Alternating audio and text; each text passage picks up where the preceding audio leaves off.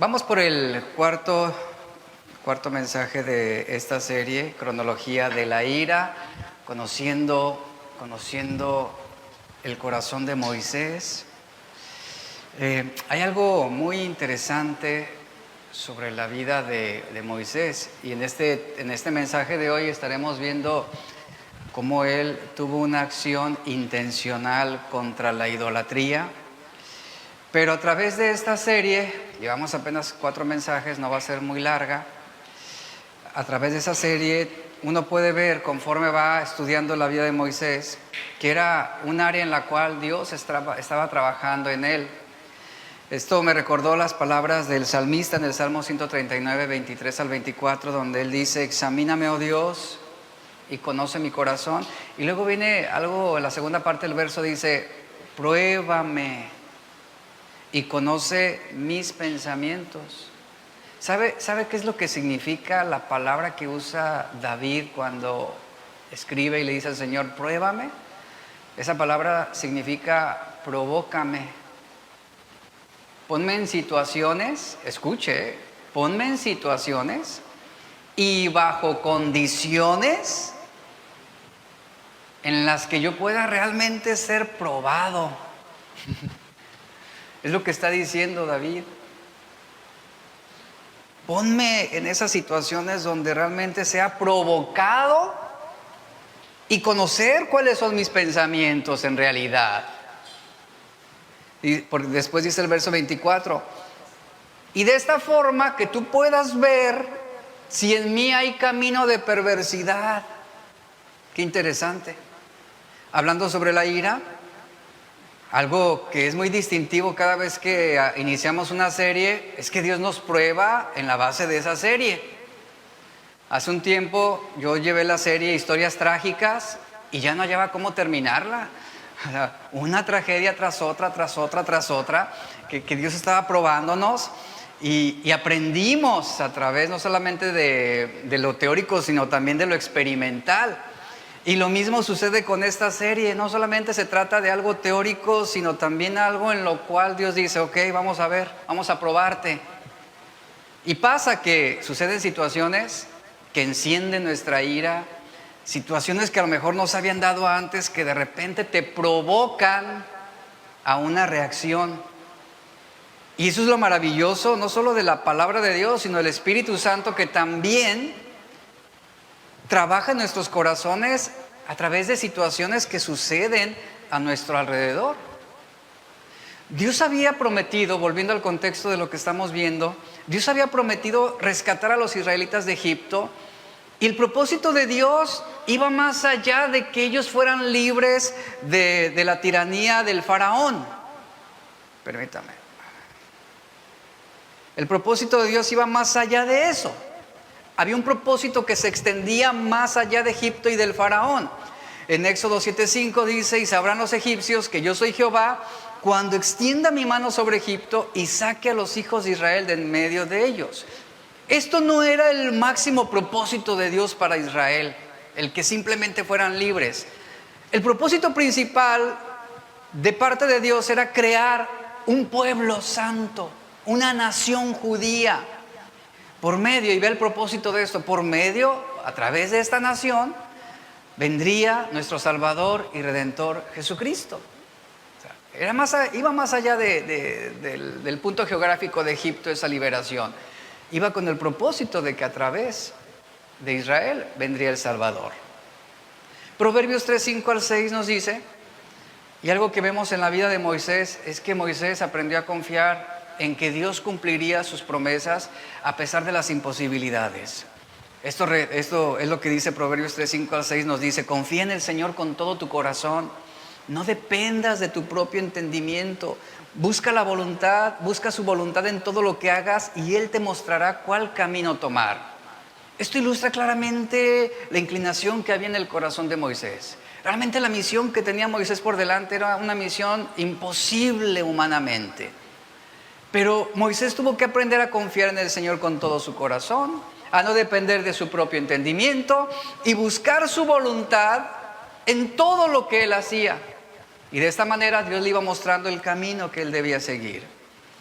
Y Moisés vivió entre el temor y la incertidumbre. Yo puedo imaginar que Moisés, cuando se presentó ante el faraón, él tuvo que aprender a confiar en Dios frente a la necedad de este hombre. Y su fe estaba puesta no en lo que veía, sino en las palabras que había escuchado de parte de Dios. Y nuestra mayor seguridad hoy no es lo que vemos o lo que sentimos, sino la revelación escrita y completa de la palabra de Dios como base de nuestra seguridad y confianza para seguir adelante, para seguir caminando, para seguir firmes en la fe. El faraón fue un soberano orgulloso que dominó a los hebreos, sabemos la historia, que reinó sobre Egipto, pero de alguna manera fue Dios en su soberanía, en algo que para nosotros es difícil poder comprender, pero fue Dios quien lo puso y lo estableció en esa posición. Ya que Pablo dice en Romanos 9:17 que por esto mismo Dios levantó al faraón para mostrar a través de él su poder y para que el nombre de Dios fuera anunciado por toda la tierra. ¿Qué sucedió con Faraón? Ya lo vimos la semana pasada, a través de esas plagas. La 10ª plaga viene la muerte de los primogénitos, y fue la muerte de su hijo en la última plaga lo que temporalmente quebrantó profundamente el corazón del faraón, al punto en que después de tantas veces él cede en dejar ir al pueblo de Dios. Él nunca llegó a ser creyente, pero la demostración del poder de Dios sobre él se supo en el mundo entero. Aún en nuestros días, los judíos celebran la Pascua y su redención de la esclavitud de Egipto, así como los hebreos no podrían ver la redención de Dios hasta ser liberados. No siempre podemos ver lo que el Señor hace en nuestras vidas en los tiempos difíciles.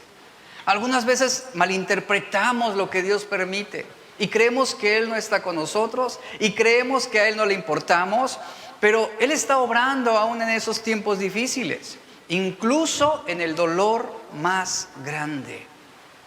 Ahí es donde la Biblia nos enseña a tener fe en que Él está obrando para nuestro bienestar.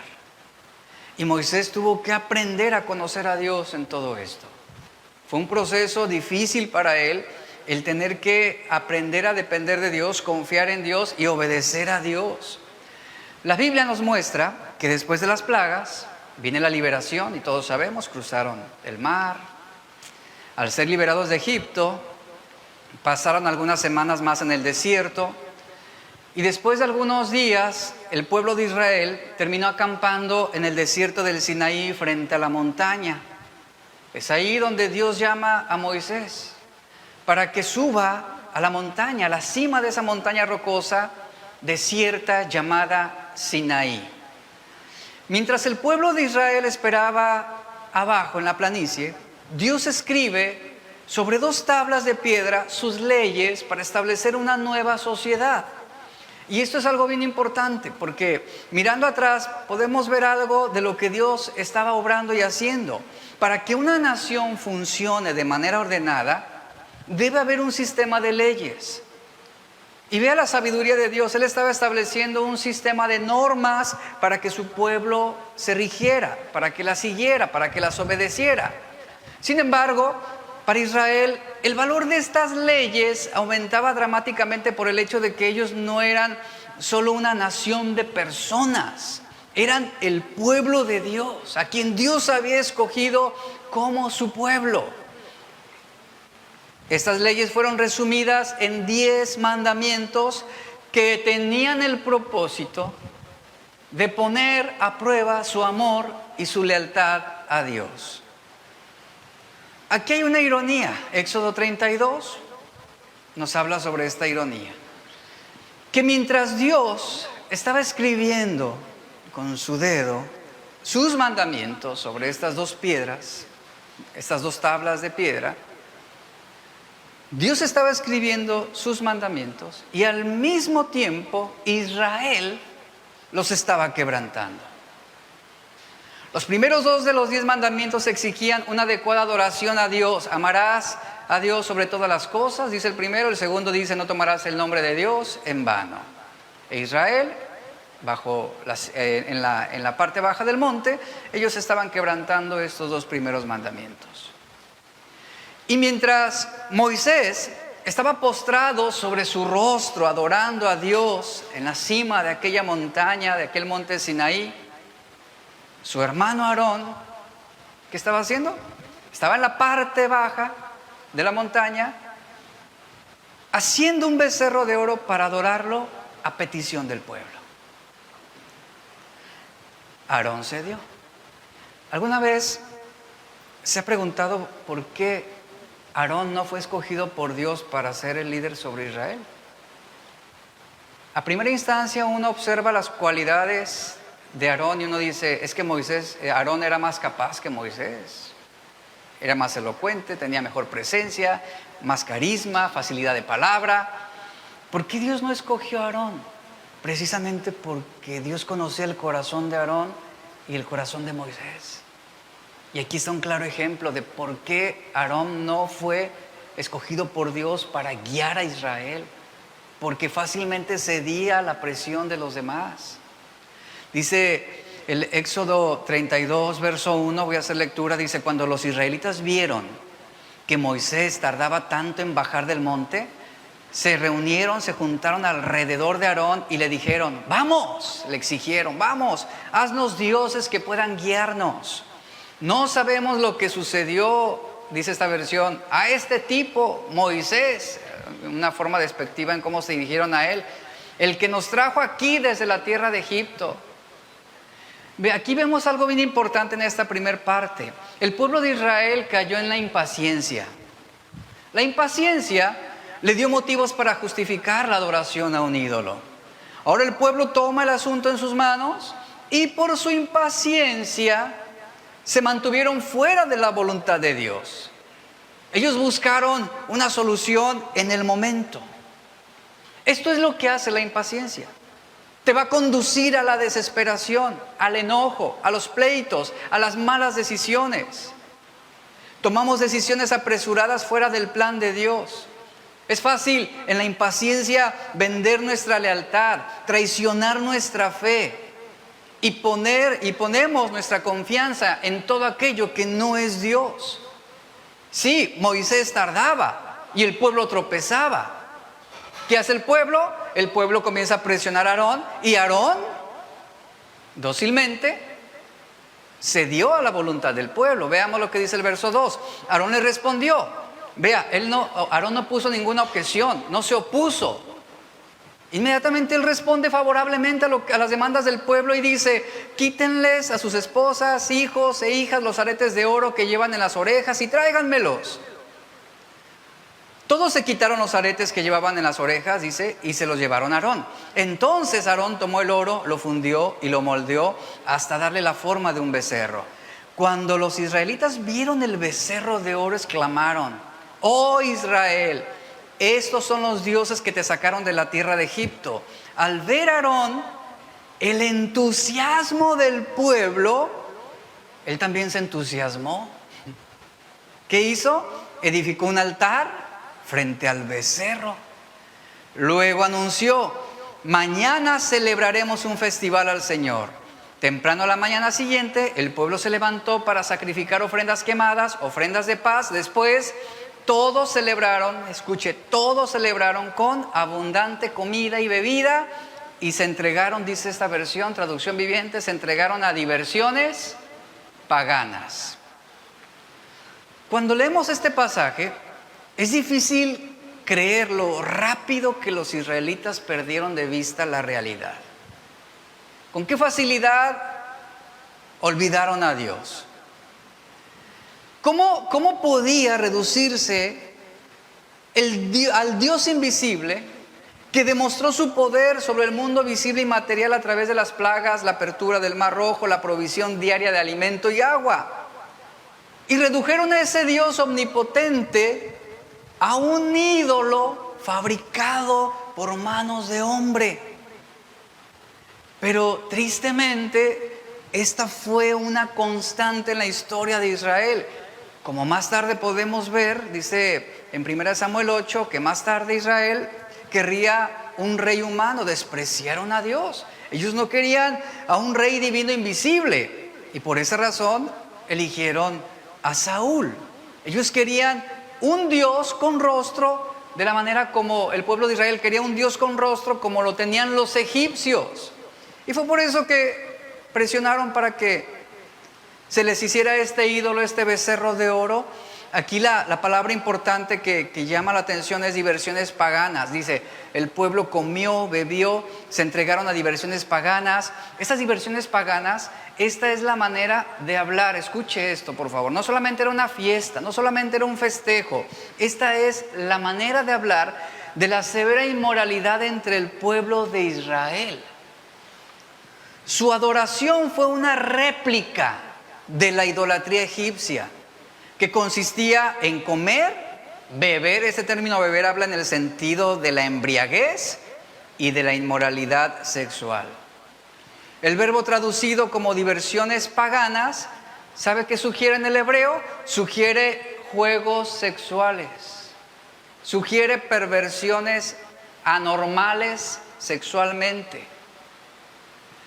Y por lo que el sentido correcto de este término, hablando sobre el beber, sería borracheras, el término hebreo correcto para hablar de esas diversiones paganas es referencia a depravaciones sexuales y orgías morales. En esto se envolvió el pueblo de Israel. ¡Qué ironía! En el mismo momento Dios, entregando su palabra, su promesa, sellando su pacto en dos tablas de piedra, y el pueblo de Israel pervirtiéndose. Aquí estamos viendo claramente la representación de la inmoralidad que encontramos descrita en Romanos 1, 18 al 23, donde Pablo dice que la ira de Dios se revela desde el cielo contra toda impiedad e injusticia de los hombres que detienen con injusticia la verdad. Porque lo que de Dios se conoce les es manifiesto, pues Dios se lo manifestó. Dice Pablo, lo invisible de Él, su eterno poder y su deidad se hacen claramente visibles desde la creación del mundo y se puede discernir por medio de las cosas hechas. Y dice Pablo, por lo tanto, ninguno tiene excusa, ya que habiendo conocido a Dios, el pueblo de Israel conoció a Dios. Conoció su poder, observaron sus maravillas, sus prodigios, conocieron a Dios, ya que habiendo conocido a Dios, dice Pablo, no le glorificaron como a Dios. Y ahí está la muestra. Ellos estaban envueltos en borracheras y en orgías. Dice, ni le dieron gracias. Al contrario, se envanecieron en sus razonamientos y su necio corazón fue entenebrecido. Pretendiendo ser sabios, se hicieron necios y cambiaron la gloria del Dios incorruptible por imágenes de hombres corruptibles, de aves, de cuadrúpedos y de reptiles. Aquí está la mayor desgracia para el pueblo de Israel. Ellos vieron los milagros de Dios con sus propios ojos. Estas experiencias dramáticas no cambiaron el corazón del pueblo. Y aquí hay algo bien importante. Los milagros no cambian corazones.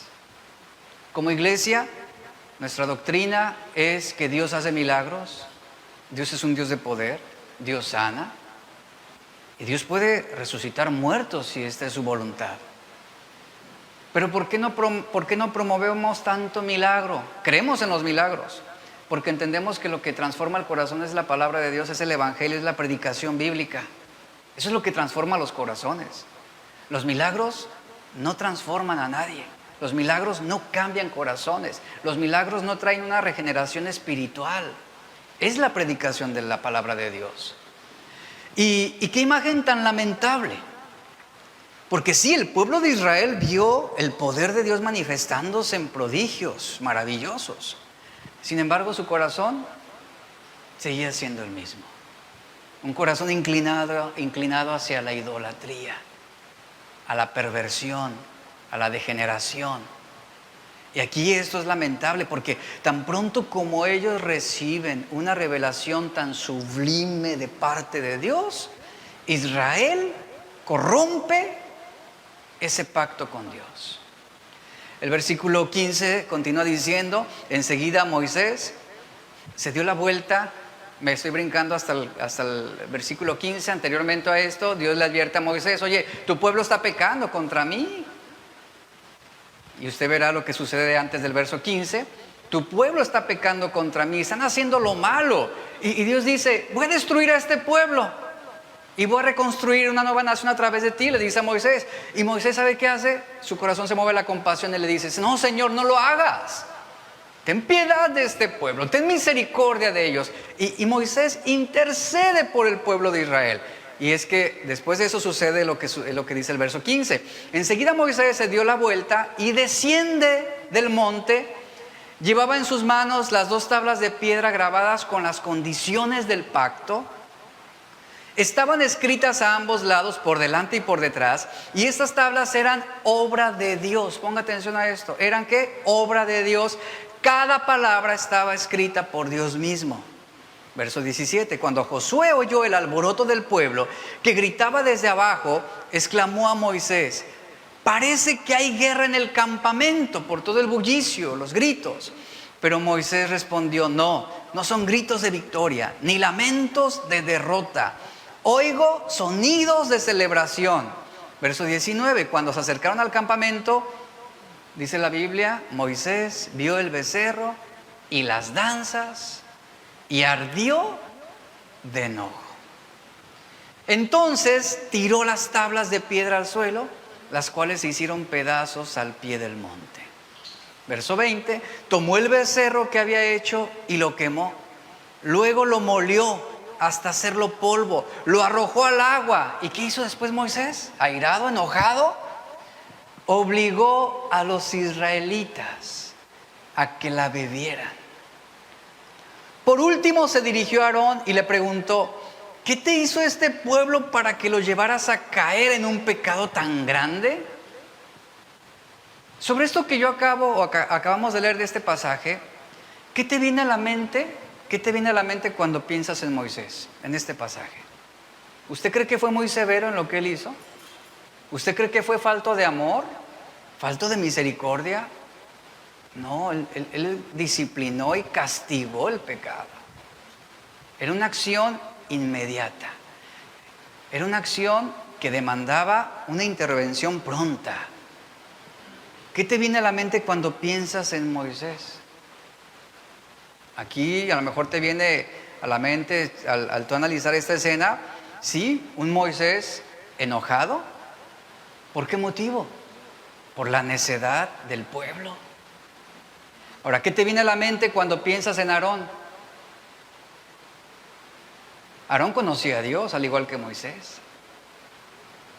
Pero ¿qué nos viene a la mente cuando pensamos en él? A un hombre tolerante que se dio con facilidad a la presión de los demás y se envolvió en situaciones perversas y pecaminosas.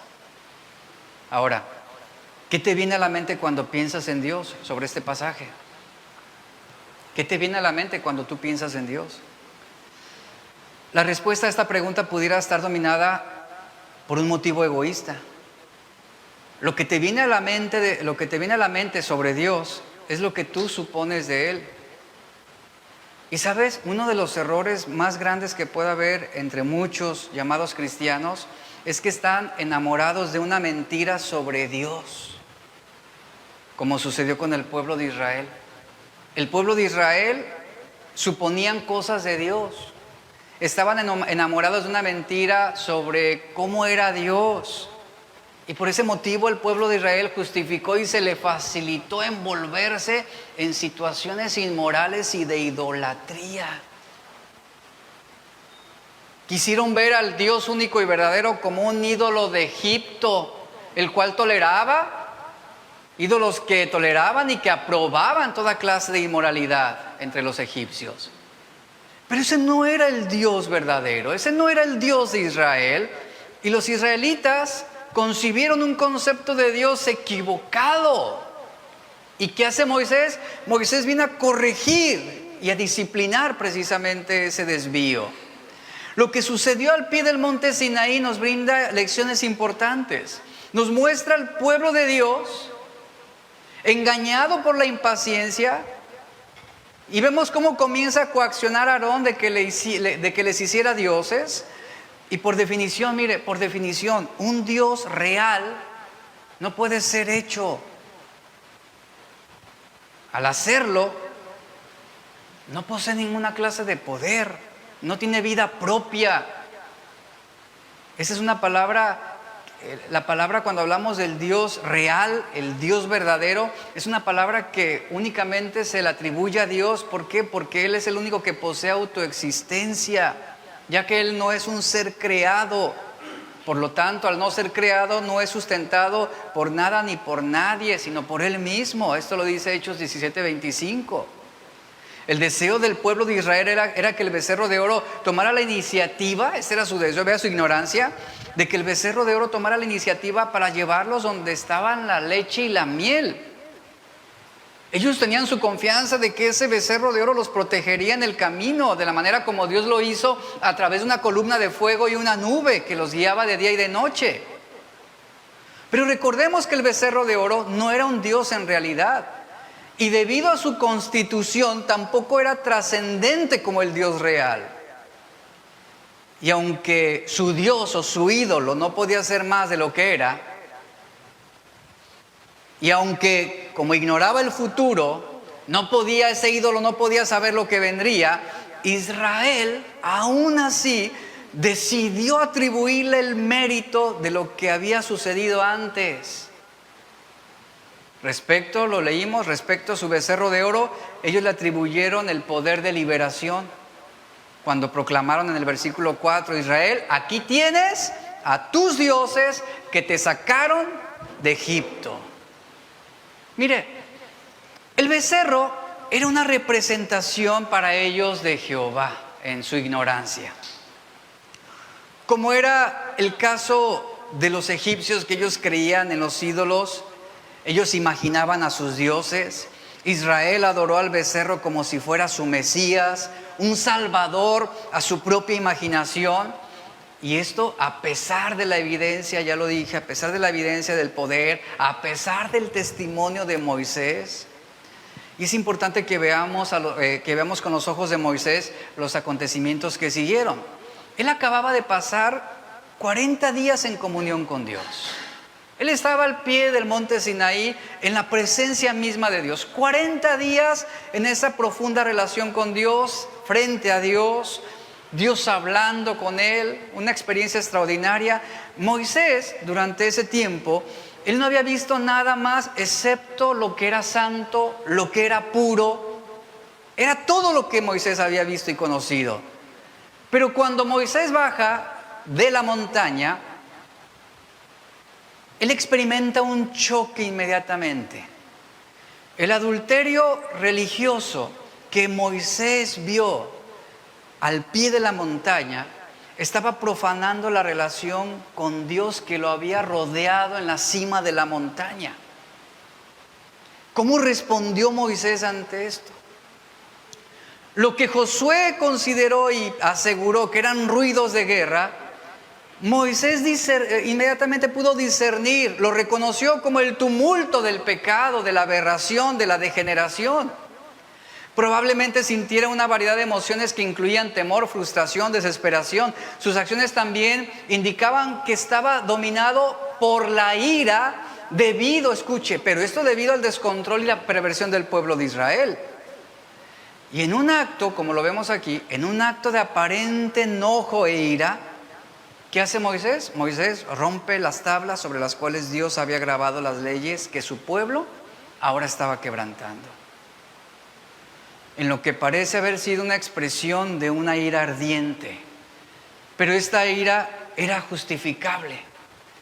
Moisés inmediatamente en ese enojo destruye el becerro de oro, lo muele, ya lo leímos, lo esparce sobre las aguas y hace que el pueblo o que los principales involucrados beban de ese residuo triturado. ¿Por qué hizo eso Moisés? Esto lo hizo para demostrarles la facilidad que su supuesto Dios, la facilidad con la que su Dios era destruido por manos de hombre.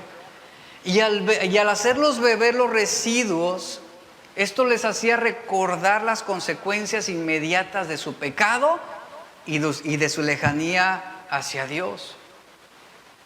La Biblia, con su lenguaje de incontables niveles por palabra, lo relata de un modo muy particular. Dice Deuteronomio 9:17, en palabras de Moisés: Entonces dice, sujeté las dos tablas, así lo ilustra Moisés, sujeté las dos tablas y las arrojé de mis dos manos y las quebré delante de vuestros ojos. Esta era una acción intencional de Moisés. No fue una acción que él premeditó, que de alguna manera no había pensado. Fue una reacción de ese celo por Dios, una acción intencional.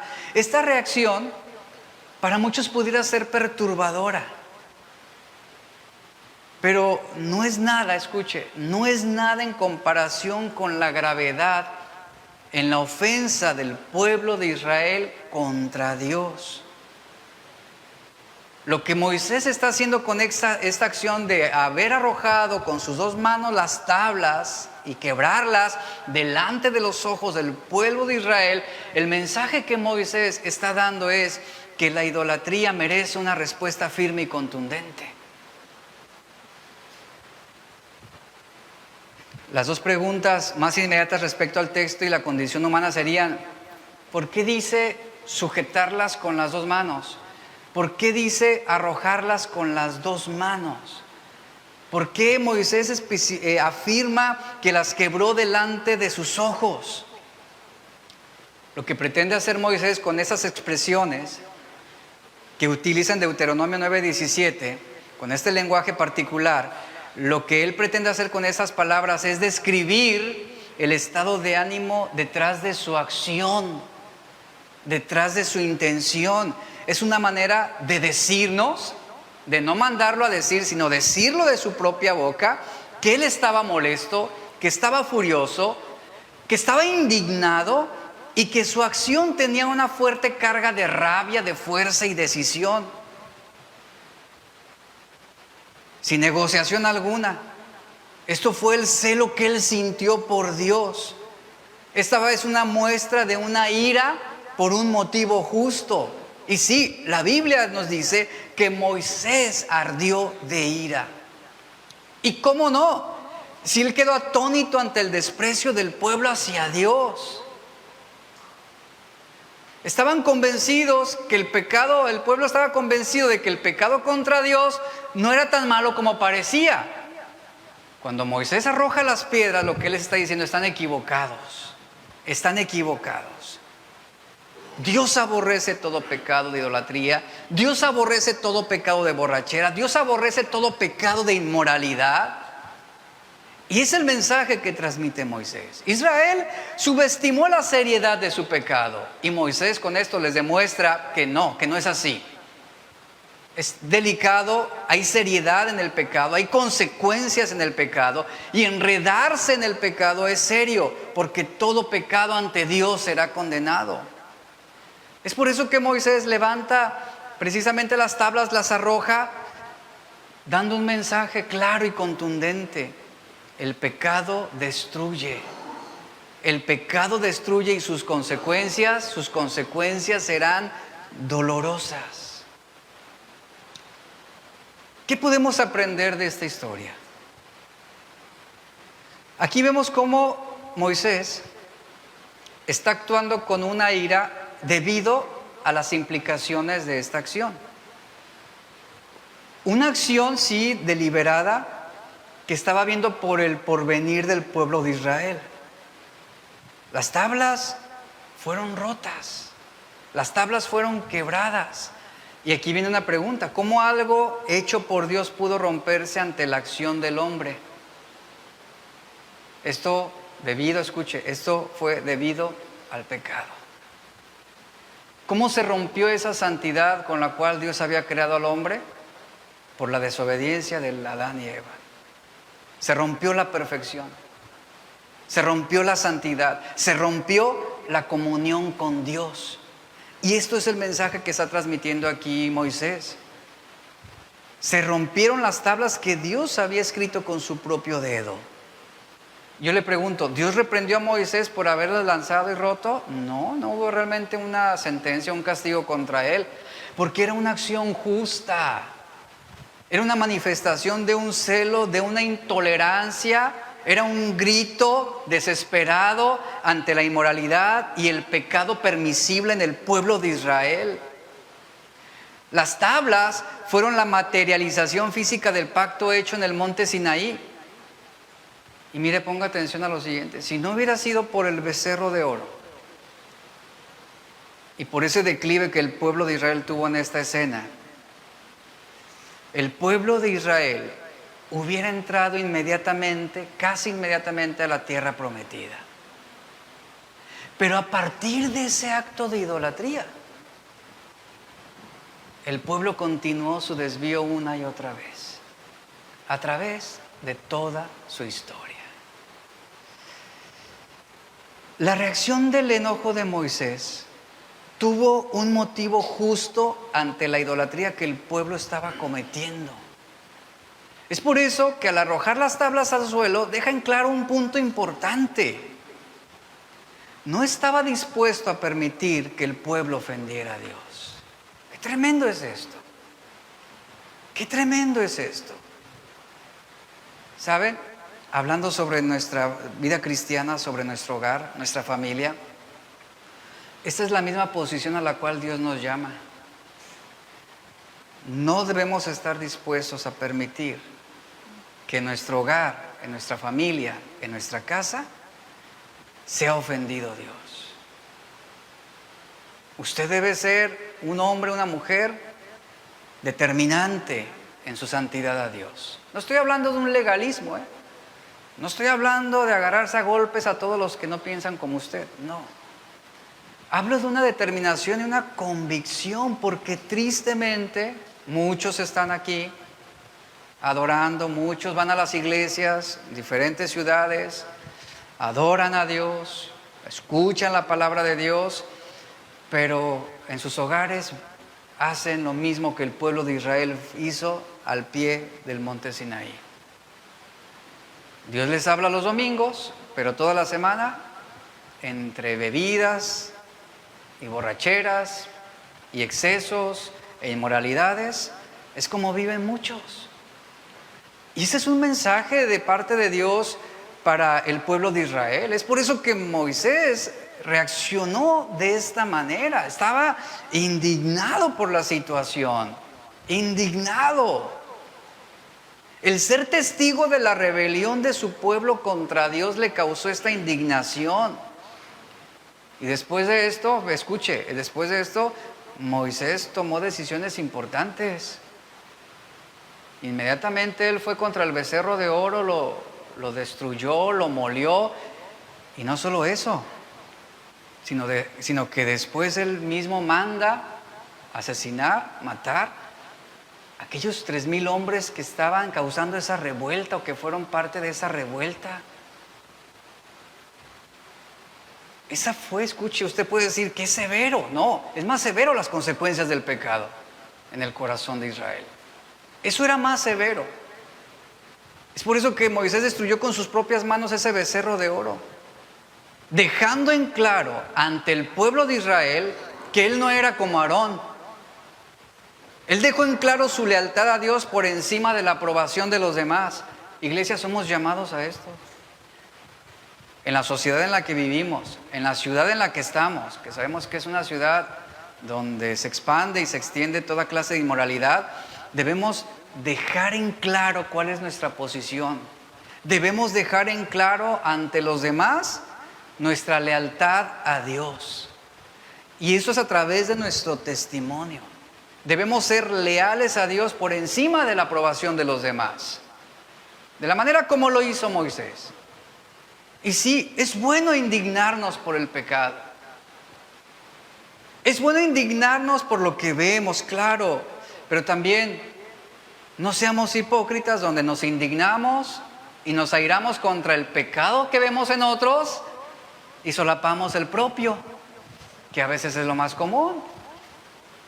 Tenemos discernimiento y sabiduría para los pecados ajenos, pero no para los nuestros. Y esa misma reacción de enojo que a veces pudiéramos sentir hacia la maldad en este mundo o hacia el pecado de otros, Esa es la misma reacción que debemos tener hacia nuestro propio pecado, hacia nuestra propia tolerancia, porque yo estoy seguro que muchos son tolerantes a pecados en sus vidas y que muchos están permitiendo cosas o ídolos dentro de sus hogares y en sus vidas y en su matrimonio y en sus familias. ¿Qué tenemos que hacer? Dejar en claro dónde está nuestra lealtad. O nuestra lealtad está con Dios o está entregada a otras cosas que no son Dios. Y la Biblia claramente que dice, y vemos aquí, el pueblo de Israel fue desleal a Dios cuando adoró a ese ídolo, cuando pidió que Aarón les hiciera ídolos. Así somos tú y yo desleales a Dios cuando adoramos otros dioses. Aunque ese Dios no tenía poder ni vida, Israel aún así decidió atribuirle el mérito de que Él los había liberado. Vea la ignorancia que había en ellos. Ellos creyeron que el becerro era una representación del Dios invisible, como era el caso de los egipcios que creaban ídolos para imaginar a sus dioses. Formaban ídolos conforme a sus propias concupiscencias, a sus malos deseos. Y ahí estaba Israel construyendo un becerro de oro, un ídolo al cual le complacía las borracheras, un ídolo al que le complacían las inmoralidades, las orgías, un ídolo que aprobaba su estilo de vida. Y ellos celebraban, y ellos cantaban, y por ese motivo ellos se entregaron a toda clase de depravación. Algunas veces esa es la clase de Dios al que adoramos en nuestra mente. Un Dios que formamos en nuestra propia imaginación, que creemos que justifica nuestro mal, que concebimos un Dios que va a tolerar nuestras aberraciones o que va a solapar nuestras inmoralidades. Ese no es el Dios de la Biblia. Y hay muchos que tristemente adoran a ese becerro de oro y lo ven como su Mesías, un salvador de su propia imaginación. Y vemos cómo, a pesar del testimonio de Moisés sobre Dios, quien se presentó como el gran yo soy y que demostró ser el Dios verdadero, el pueblo de Israel aún así se envolvió en necedad, idolatría e inmoralidad. Cuando los ídolos son creados, son recogidos, son formados, como el caso del becerro de oro, ellos necesitan atención. Necesitan atención. ¿Por qué? Porque no poseen vida, no tienen poder. Se les tiene que amar porque ellos no aman, ellos no entregan amor. Se les tiene que levantar y cargar porque ellos no tienen el poder para sostenerse por sí mismos. Un ídolo no tiene normas éticas, no tiene un estándar de integridad. No califican como dignos de la fe de un hijo de Dios. El becerro de oro fue inventado, fue creado, fue formado. Y luego el pueblo de Israel estaba esperando que hiciera algo a favor de ellos. A favor de ellos. Cuando sabemos que los ídolos no tienen la capacidad de poder, no tienen la capacidad de ayudar, no tienen la capacidad de salvar absolutamente a nadie, no tienen la capacidad de sanar. Pero el pueblo de Israel depositó su confianza en Él. Mire, la adoración a los ídolos lleva a una inutilidad de pensamiento y al oscurecimiento de la capacidad mental para poder entender. Un ídolo nunca podrá darnos lo que realmente necesitamos. Es por eso que la Biblia nos ha dicho una y otra vez que los ídolos de nada sirven, que no valen nada, que son inútiles. Esto lo leemos en Proverbios, Isaías, Jeremías. No poseen una utilidad como tal, no poseen un poder, y tristemente muchos depositan su confianza en ellos. Ahora, también entre cristianos pudiéramos arraigar y formar ídolos en nuestro propio corazón y en nuestra propia mente. Aún como cristianos hemos formado un concepto de Dios que es más el de un ídolo pagano que el del Dios verdadero. Y creemos que adoramos al Dios verdadero cuando estamos adorando a un ídolo hecho a nuestra imagen y semejanza en nuestra mente. Un ídolo que nosotros mismos suponemos como es Él. Un ídolo que decimos va a tolerar mi infidelidad. Un Dios que suponemos que va a justificar mis mentiras o que va a probar mis inmoralidades. Y ese es el Dios que formamos en nuestra propia mente. Un Dios intrascendente. Un Dios que necesita de mí para poder seguir existiendo. Un Dios que no puede ni escuchar, no puede ni actuar, no puede ni ver, no puede ni pensar, no puede obrar a favor mío. La Biblia es clara, todo ídolo es algo creado.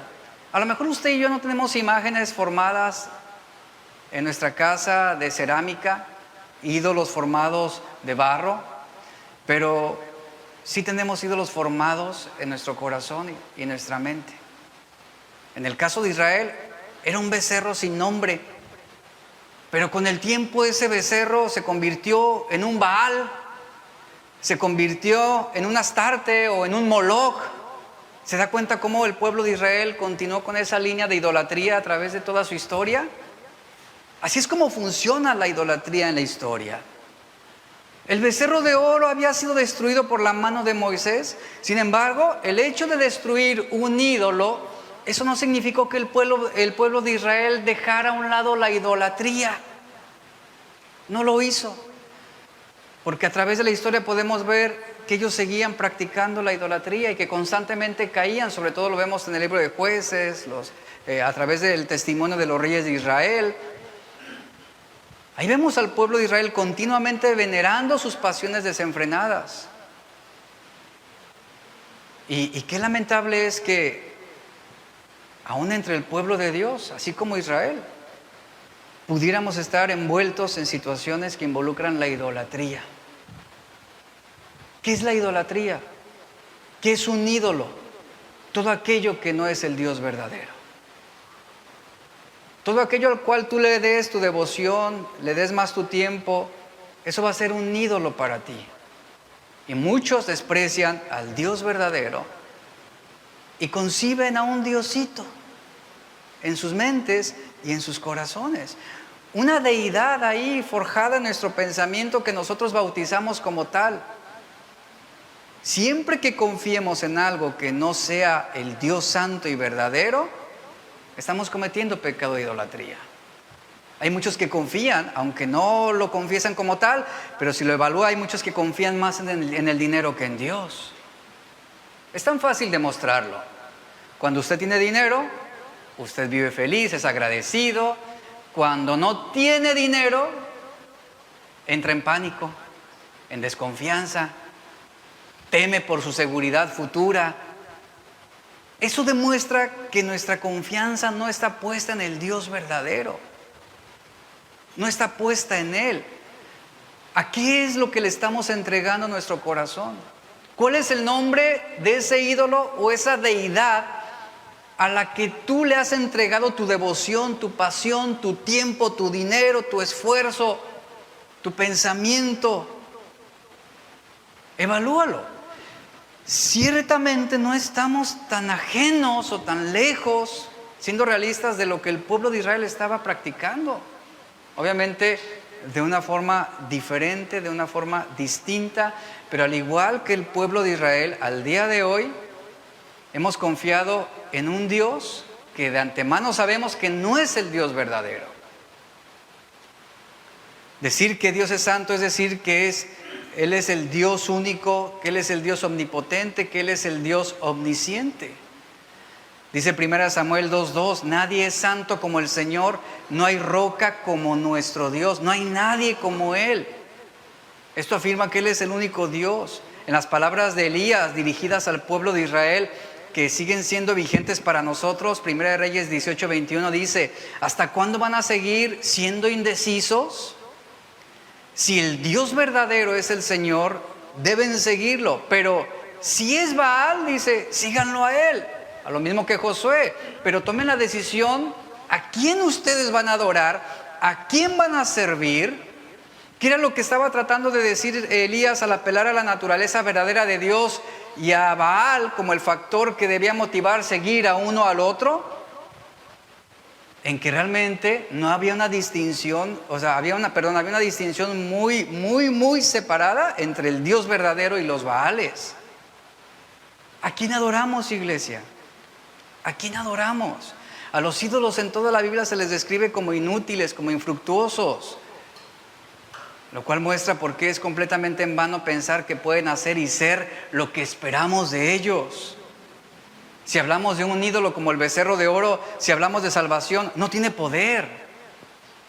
Si hablamos de resurrección, no tiene vida, es un ídolo. No tiene poder ni control sobre las circunstancias que nos rodean o las que enfrentamos. Si hablamos de compasión, realmente un ídolo no tiene ojos para ver, ni oídos para oír, ni boca para hablar. Por lo tanto, les faltan esas cualidades que para nosotros serían importantes para poder confiar en ellos. Y esas son las cualidades que tiene el único Dios verdadero, Jehová, como lo está describiendo aquí. Por eso el rompimiento de las tablas, esa acción de Moisés, ese arranque de ira con un motivo justo, está representando el descontento de Dios. Como consecuencia, fíjense, debido a eso y como consecuencia, eso trajo muerte al campamento de Israel. Inmediatamente murieron 3,000 personas como consecuencia de esa aberración. Leemos más de esto en Éxodo. Vamos a leer Éxodo 32, verso 31 al 35. Vea lo que dice. Qué terrible pecado cometió este pueblo. Se hicieron dioses de oro. Ahora, si solo perdonara su pecado, pero si no, dice, borra mi nombre del registro que has escrito. Pero el Señor respondió a Moisés, no, yo borraré el nombre de todo aquel que haya pecado contra mí. Y vea lo que dice, ahora ve y lleva al pueblo al lugar del que te hablé. Mi ángel irá delante de ti. Cuando llegue el día de pedirles cuentas a los israelitas, ciertamente los haré responsables de sus pecados. Y vea la consecuencia que vino sobre todo Israel. Después el Señor envió una terrible plaga sobre ellos porque habían rendido culto al becerro que hizo Aarón. No es un secreto que muchos cristianos adoran un becerro de oro en sus corazones y que celebran culto a sus propios ídolos que han formado desde su propia mente, su propia imaginación. La acción intencional de Moisés fue hacer notar a su pueblo la magnitud de su transgresión y la frustración que esto le estaba generando a este hombre que venía de estar expuesto en la santidad de Dios. Todo ese esfuerzo, sacrificio y luchas, de repente para Moisés pudiera haber sido, le pareció a lo mejor algo vano. Seguramente sintió la frustración de ver, imagínense lo que Moisés sintió, venimos de ser librados de Egipto, venimos de ver una gran victoria, de ver cómo Dios se manifestó a través de diversas plagas, cómo Él protegió al pueblo de la muerte a través de la 10ª plaga. Dios cumple su palabra, Dios nos libera, envía una columna de fuego de noche para guiarnos, una nube en el día para protegernos, nos alimenta en el desierto de una manera milagrosa, sorprendente. Y Moisés, yo puedo ponerme en el lugar de Moisés, póngase en el lugar de Moisés y ver esa necedad en el pueblo de Israel fue como, ¿y volvemos a lo mismo? Qué lamentable es esto, ¿no? ¿Volvemos a lo mismo? ¿Se acabó la ingratitud tan rápido? ¿Cuántos milagros más, iglesia? ¿Cuántos milagros más necesita hacer Dios para ganarse nuestra lealtad? ¿Cuánto poder más debe de manifestar y derramar sobre nosotros para que le seamos leales? Yo creo que Moisés decía, no es posible, o sea, ¿cuánto más? ¿Qué más quieren observar? ¿Qué más quieren ver? Y de esa manera es que Moisés se frustra, por decirlo así, de una manera bien orientada. Moisés se enoja de ver de alguna manera con cuánta facilidad el pueblo de Dios le es desleal, con cuánta facilidad traicionaron su fe, sus principios. Al romper las tablas Moisés, él está haciendo un acto de acusación a su pueblo por su falta de fidelidad. Iglesia, si en este momento, así como el Señor lo dice aquí, si en este momento Dios nos llama y pide cuentas y nos hace responsables por nuestras decisiones hasta este día, ¿en qué posición quedaríamos tú y yo? ¿En qué posición estaríamos? ¿Cuántas mentiras a lo mejor no se dijeron en esta semana? ¿Cuántas miradas llenas de lascivia? ¿Cuántos engaños? ¿Cuánta deslealtad hubo? ¿Cuánta traición? ¿Cuántos chismes salieron de nuestra boca durante esta semana? ¿Cuántas quejas? ¿Cuánto resentimiento? ¿Cuánta amargura? ¿Cuántos celos? Que el Señor nos llamara y nos pidiera cuentas en este día y que nos hiciera responsables, por ejemplo, de nuestros pecados durante esta semana. ¿Qué sería lo que mereceríamos el día de hoy? ¿Qué mereceríamos? La vida cristiana es una vida de continuo esfuerzo. Obviamente todos vamos a pecar porque no hay ninguno perfecto, pero hay quienes lo hacen deliberadamente y es lo que estamos hablando aquí, deliberadamente, como lo hizo el pueblo de Israel. Eso es lo que Dios condena, esa actitud deliberada de ser desleales a Dios, de ofenderlo, de pecar contra Él, de venir a la iglesia y con tus labios publicas una alabanza, pero sales de la iglesia y tus hechos predican todo lo contrario de lo que tú hablas. Es ahí donde viene esa confrontación. Moisés, con esa acción intencional, él está diciendo, yo soy leal a Dios. No me voy a corromper de la manera como ustedes lo hicieron. Soy leal a Dios. Y es así como Moisés rompe esas tablas, hace un acto de acusación al pueblo, por esa falta de fidelidad. Qué tremenda exhibición hizo Moisés en esa escena. Su Dios falso, escuche, su becerro de oro, no pudo salvarse de la mano de Moisés. Y tenían su confianza puesta en él. Y mucho menos ese becerro de oro tuvo el poder de salvar al pueblo de la ira de Dios a causa de la idolatría. Y se les vino esa plaga y murieron 3,000 hombres. A pesar de lo importante que es la ley para mostrarnos lo que es una correcta relación con Dios, la ley también tiene como propósito, dice la Biblia, señalarnos y acusarnos. Ese es un propósito de la ley, condenarnos. Los 10 mandamientos no fueron escritos para salvar al pueblo de Israel, sino para señalarle su culpabilidad. Ese era el objeto de la ley, hacernos ver que somos transgresores de los mandamientos de Dios, hacernos ver que por nosotros mismos no podemos salvarnos, que no podemos agradar a Dios a través de nuestras buenas intenciones. Y esto era lo que vemos en esta historia. Dice, vea cómo lo ilustra Moisés de su propia boca, Deuteronomio 9, 17 al 21, cómo ilustra él esta escena. Dice, en Deuteronomio él relata lo que pasó. Entonces tomé las 2 tablas, las arrojé de mis 2 manos y las quebré delante de vuestros ojos y me postré delante de Jehová como antes, 40 días y 40 noches. Vea lo que hizo Moisés. No comí pan ni bebí agua. ¿Esto de qué le habla a usted? De esa indignación que él sentía. No comí pan ni bebí agua a causa de todo vuestro pecado que habíais cometido haciendo el mal ante los ojos de Jehová para enojarlo. Verso 19. Continúa Moisés relatando.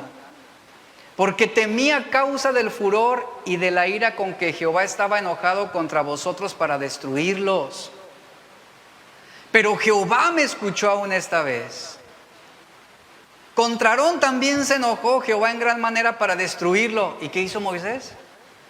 Y también oré por Aarón en aquel entonces. Yo quiero que note algo. Moisés fue movido a la indignación, al enojo por el pecado de otros. Pero Moisés, note algo, él también fue movido a la compasión por los transgresores. Yo quiero que tome nota de esto. Él oró por el pueblo, intercedió a Dios por el pueblo. Dios quería eliminar al pueblo. Y Moisés dice, no, Señor, espera, no lo hagas, no lo hagas. Y dice la Biblia que Dios cambió de parecer por la intercesión de Moisés. Y luego Dios quiere arremeter contra Aarón. ¿Y qué hace Moisés? Intercede por Aarón. Ten compasión de su vida. Iglesia, a eso somos llamados.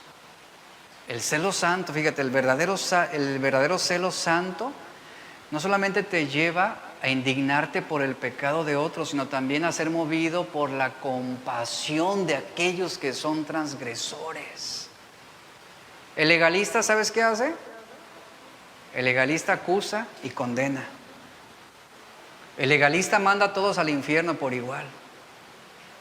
Pero no el verdadero Hijo de Dios. El corazón del verdadero Hijo de Dios es movido a la compasión. Sí, hay que indignarnos por el pecado, claro. Hay que enojarnos contra la injusticia. Pero también,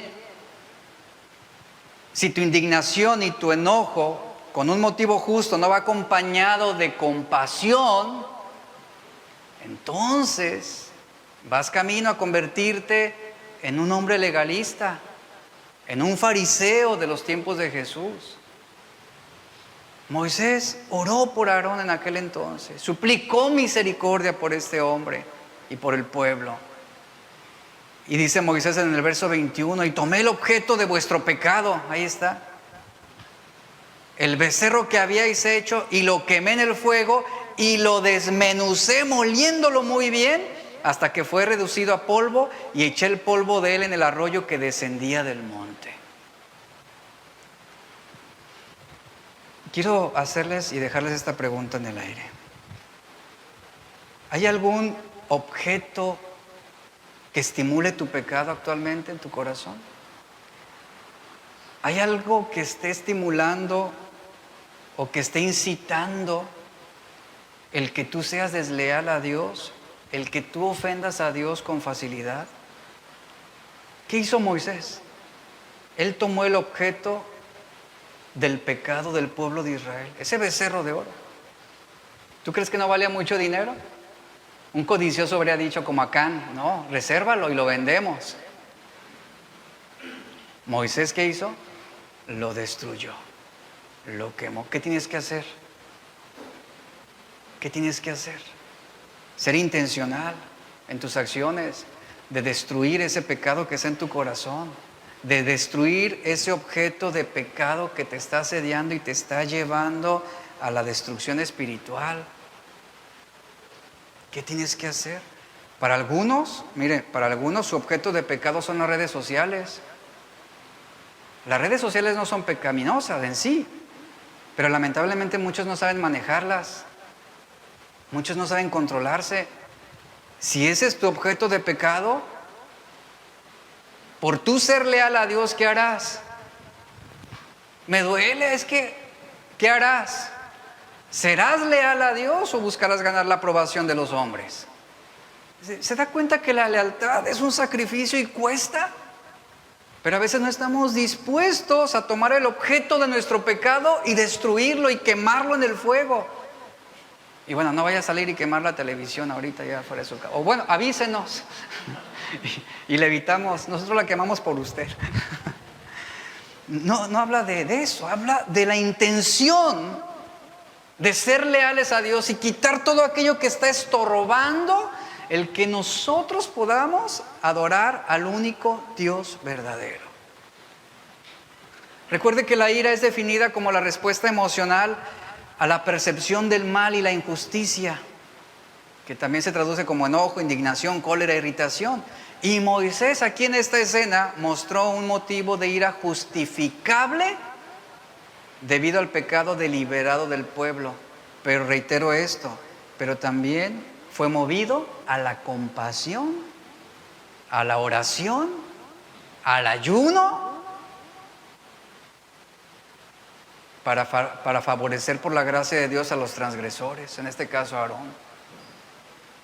Hay un equilibrio. Un ejemplo de esto, de esta historia, y termino, para que usted pueda entender el motivo de la reacción de Moisés.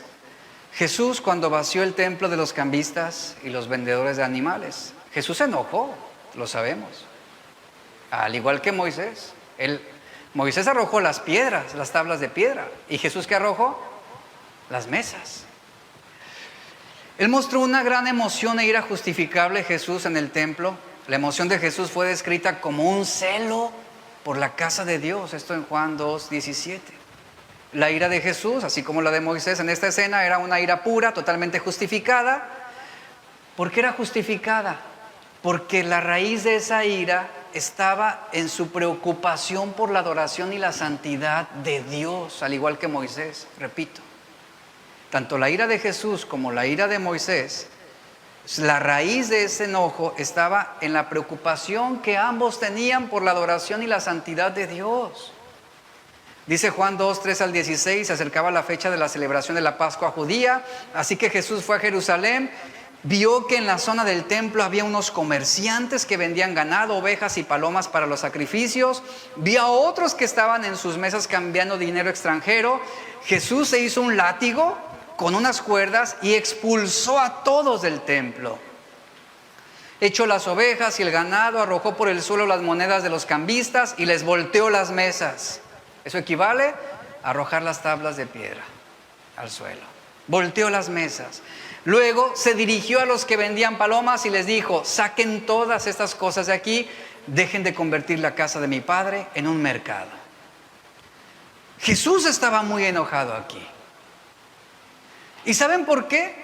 Porque estos hombres que estaban en el templo de Dios en Jerusalén eran hombres codiciosos de ganancias deshonestas.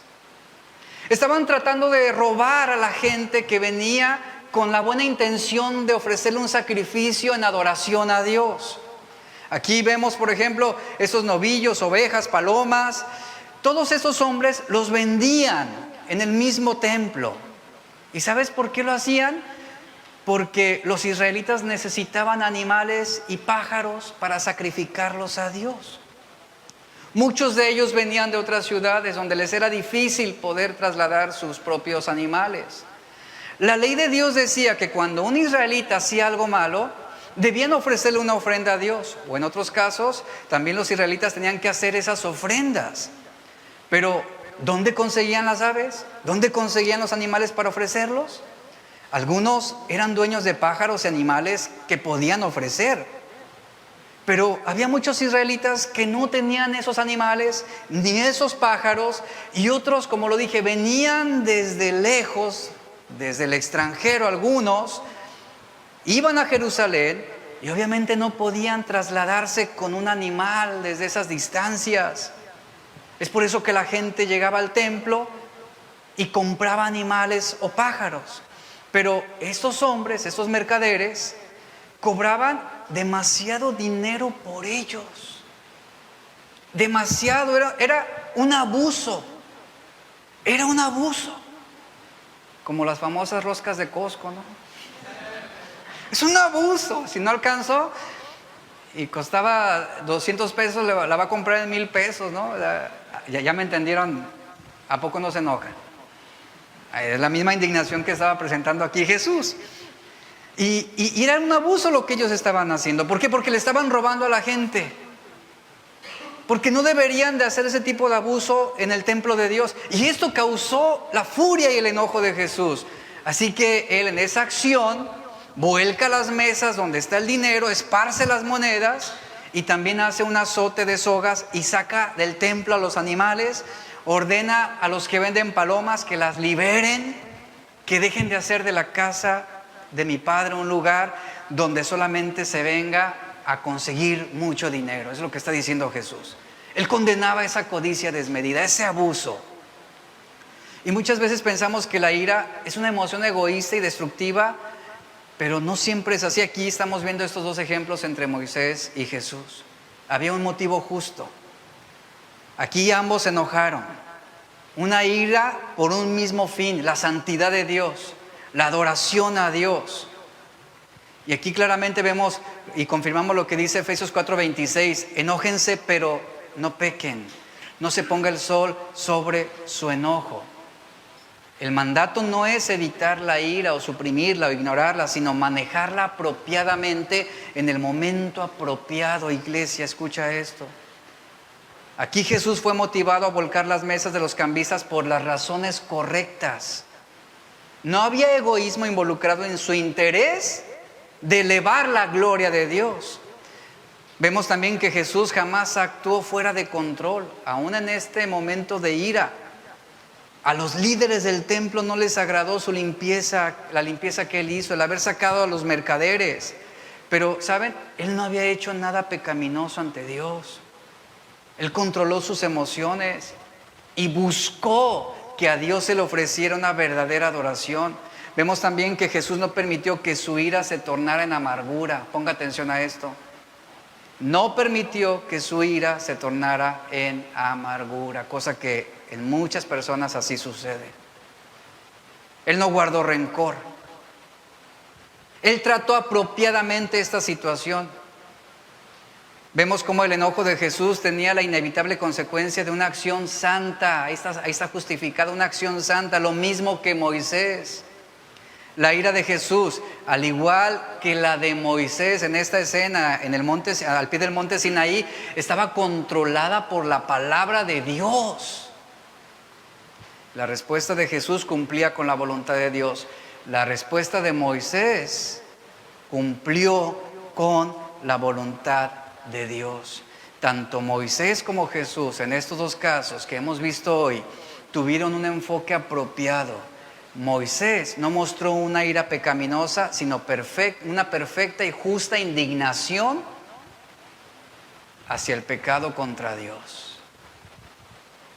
Y aquí vemos en este episodio ese relato de la ira de Moisés con un motivo justo y una acción que intervino de una manera apropiada.